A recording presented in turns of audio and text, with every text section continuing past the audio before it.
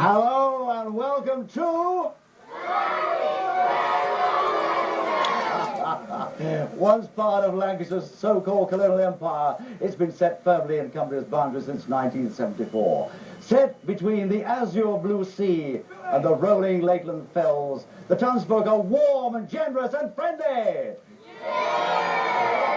And we can vouch for that Stanley. We can indeed, but the bunting, you know, isn't out just for our visit here. This year, the town is celebrating the birth of its most famous son. Yes, this was the place that gave Laurel to Hardy, and exactly 100 years ago since his birth, he's still held in high regard. There's even a museum dedicated to his memory. You. Thank you.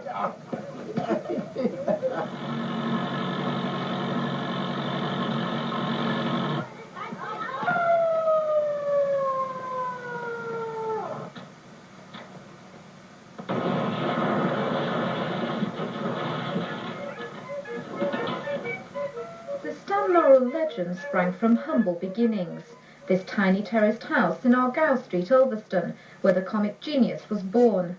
At this early point in his career, Stan hadn't adopted his famous stage name. He had to make do with plain Arthur Stanley Jefferson. But he showed a precocious love of the limelight, even at the tender age of 2. Sadly, Stan's mum Madge also loved the limelight. She took off to pursue a singing career, abandoning Stan to the care of his grandparents, the Metcalfes. As Stan grew, so did his acting ambitions. Ulverston couldn't contain them. When he was 20, he left for America, teamed up with a certain fat friend, and the rest, as they say, is history. Although Stan ended his days in the States, his spirit lives on in Ulverston, under the careful guardianship of Bill Cubbin. Bill admits he's nuts about Laurel and Hardy. He runs the world's only official museum dedicated to the duo. It's stuffed full of memorabilia. At the last count, there were over 10,000 items. I started the museum because I always enjoyed collecting Laurel and Hardy material, and when the house was sold in Argyle Street, I was able to collect some of the old furniture, and the whole thing, like Topsy, just grew. I would think over the last 15 years the whole thing's come together, and now virtually every day of life I get something new for the museum. The exhibits range from a tin of Stan's favourite treacle toffee to autographed pictures. But Bill's favourite memento is an ashtray. Stan had a stroke.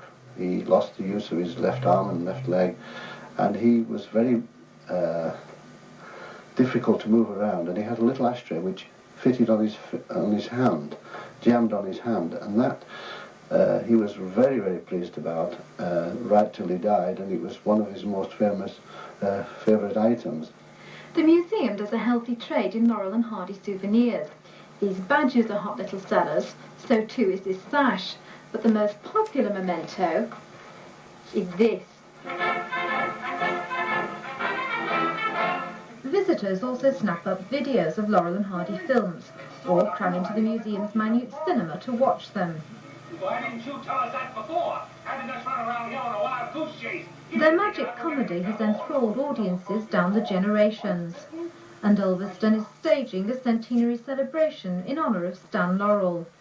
It's the town's way of thanking him for a priceless legacy of laughter.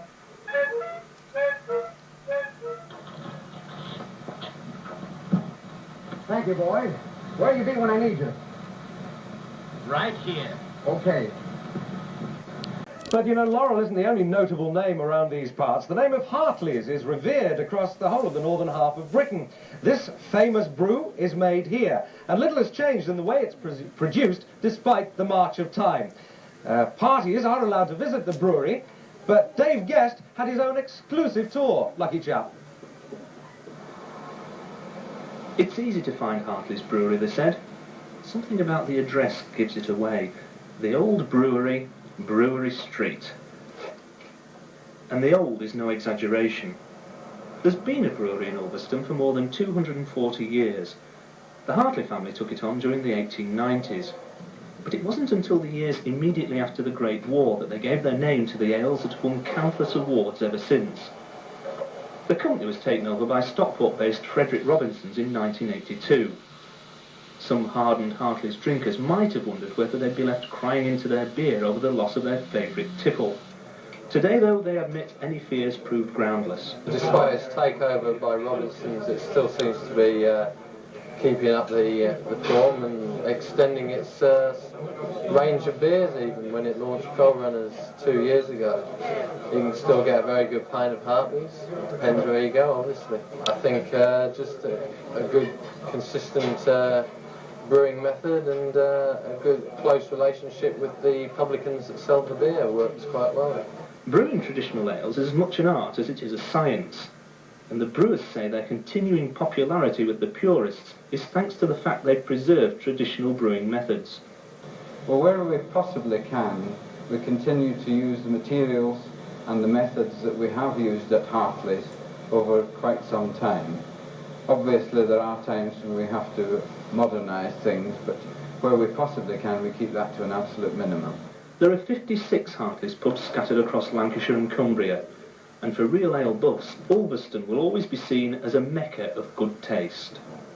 Well, there was Dave Guest imbibing the local brew. Moving your way through that lot, no doubt you'll require a little exercise, and we've certainly kept Bob Whittaker very busy this week, whizzing about the region in his helicopter. Tonight, he's heading for Millom, where he's finding out more about how the area is trying to attract tourists.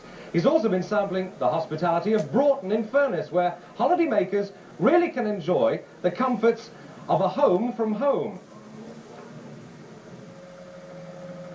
When Norway wants to find faults along its power lines up in them there Cumbrian hills, it's got to be helicopter. Otherwise, it would be a long, long climb. But hey, what's up here?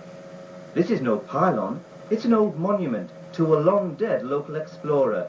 Even Stan Laurel didn't get this sort of lofty treatment. But at least it points the way to Ulverston and beyond, up the rugged coastline to the remote yet friendly town of Millom, population 7,000. The community almost died in the 60s with the closure of its iron ore mines, but now it's realising its potential as an off-the-beaten-track tourist spot, with a fine water skiing facility. Easy when you know how, even easier without the skis. There's a church dating back to the 12th century, and a churchyard well known for one of its inhabitants, Norman Nicholson, whose poetry made Millom famous in the world of literature. But I'm here to see a local living celebrity. Here we are, Millom. I'm off to see the town's leading light, but I haven't much time because this is just a flying visit.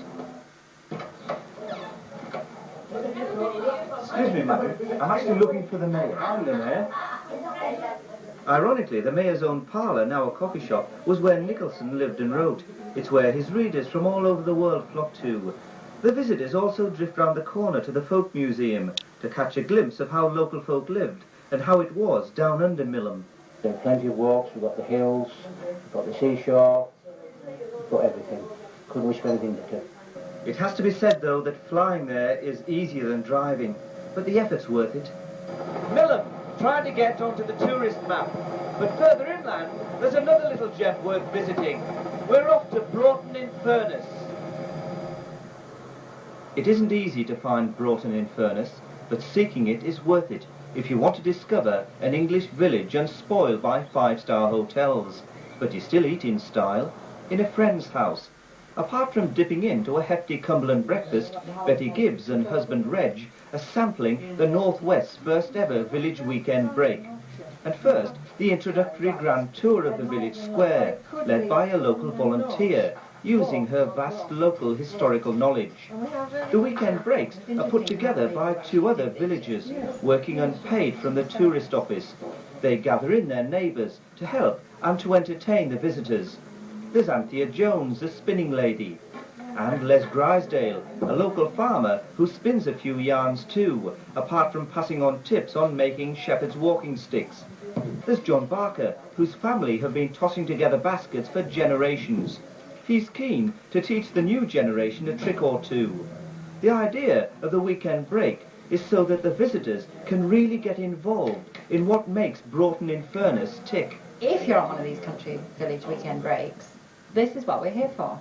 To introduce you to the village life, the people. The organisers arrange visits to the village parts not normally reached by the day tripper, Who often doesn't know where the architectural gems are, like this local manor, now a school, providing from its old tower some of the best views of this delightful area. But what makes the village really delightful are the characters, some rather shy. Others, like John Fletcher, a ballet dancer turned craft shop owner, are quite happy to chat and to sell a homemade trinket. The organised lunch is yet another opportunity to become part of this community. The Broaden weekend costs £80 per person, and that includes accommodation, food and the arranged visits, so it's very good value.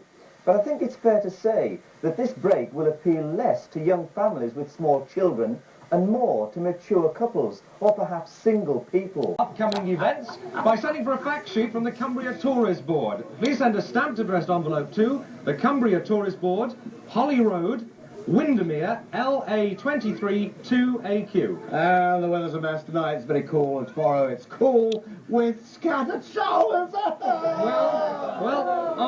Stewie, that's just about it.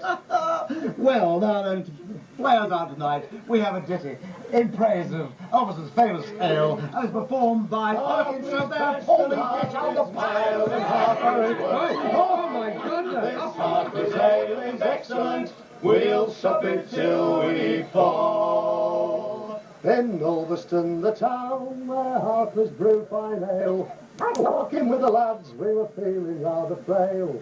We went into the Globe and very soon came out. The landlord said, "You care like son," and shoved me with his boot. We supped Hartley's best and Hartley's mild and Hartley's worst and all. This Hartley's ale is excellent. We'll sup it till we fall. From the bridge of Penny Bridge to the top house.